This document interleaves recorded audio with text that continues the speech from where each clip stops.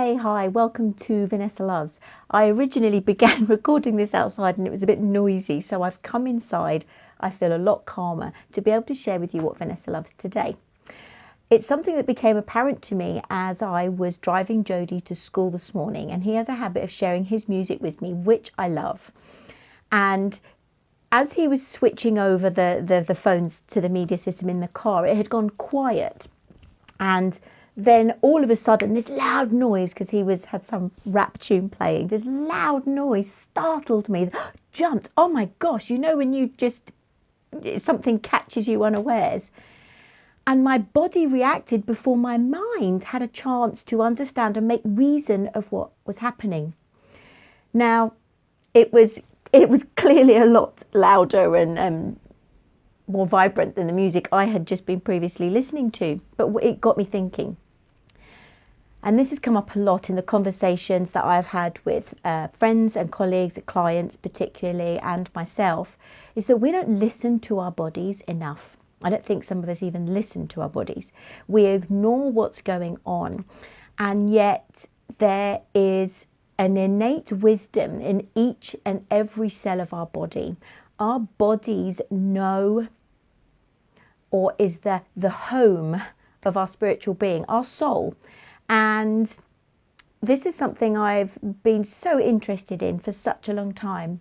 And when I feel particularly triggered, or my body speaks to me in a way, let's say that either startles me or catches me unawares, or if I'm triggered or upset or offended in any way by something that happens or something that someone says, I've begun a process that I've been doing probably now for about 18 months, where if my body is reacting in a way that is, let's say, negative, that doesn't make me feel very good, then I sit with myself just for a couple of seconds and I say, where in that in my body? Normally it's in my solar plexus, in my stomach, in my gut, or around my chest area.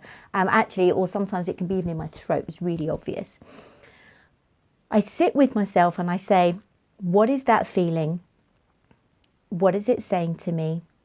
Where is it coming from? That happens, that seems like a quick process, but it's something that I've learned to do quite quickly. But my point being is that our bodies know what innately, what our mind doesn't. And I'm asking us to listen to ourselves, listen to our bodies a lot more, so that when we have a reaction in our body, whether we're startled or we're frightened, or we feel upset or sad or tearful or emotional in any way. And emotional isn't just crying.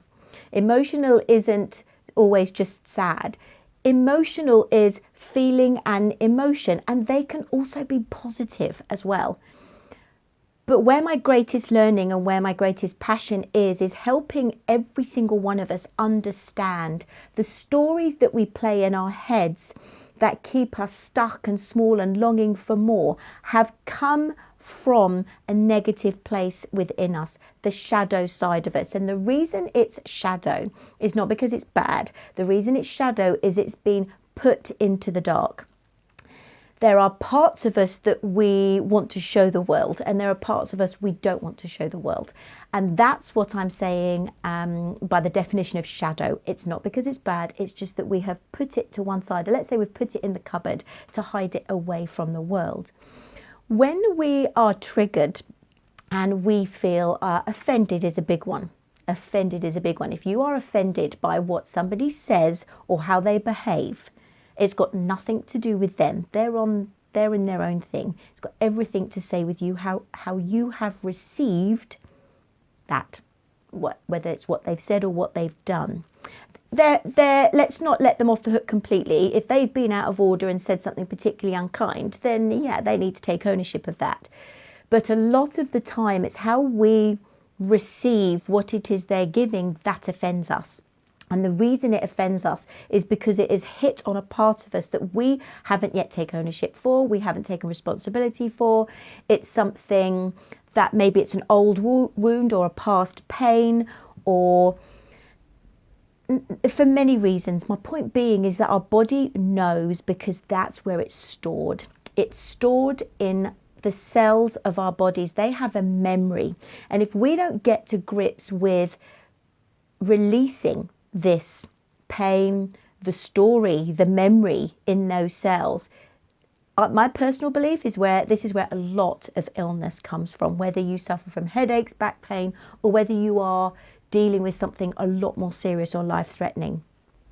Our physical pain, our physical struggles, and what's happening in the outside world or not happening in the outside world comes from an emotional place. So where Jodie's music startled me this morning and my body reacted before my head had a chance to work out what was going on, all happened momentarily. This is where I'm asking to listen to our bodies more. So say, for example, I was offended by the fact that Jack called me fat. So if I'm offended by the fact that Jack called me fat, he's just, in his mind, he's telling me what he thinks and feels. Okay, there are nice ways of saying things. But the reason I might be triggered, am I fat? Do I believe I'm fat? Do I have a problem with my weight? Have I just eaten a bit of cake in secret and I feel guilty? Do I pretend that weight doesn't matter to me when really it does? There are many, many reasons as to why I'm possibly offended why Jack called me fat. Where we feel triggered and where we feel irritated, these are the perfect times for us to sit quietly and work out where in my body I feel that trigger or that pain. Sit quietly, breathe, and ask, if this part of my body was to speak, if it had a feeling, what would that be? There will always be something that comes to you. The problem is, in my experience, we edit it because we don't want to hear what comes up. So if somebody says or does something to me where I feel hurt or wounded, or I initially want to react, I sit quietly and I ask myself, and more often than not, it will always come down to shame or guilt or fear of some kind. That's then my job to work out where that comes from, release that so that I can carry on with being the joyful self I'm here to be. If you want to learn a little bit more about what I mean about releasing our stories, then do join me. I've got a couple of places that have become free in my very intimate workshop next Friday on the 28th of September here in Prestwood. I would love you to join me. If you have any questions, please, please, please ask me. I look forward to sharing more insights on Vanessa Loves with you again soon. Thanks for joining me. Bye-bye.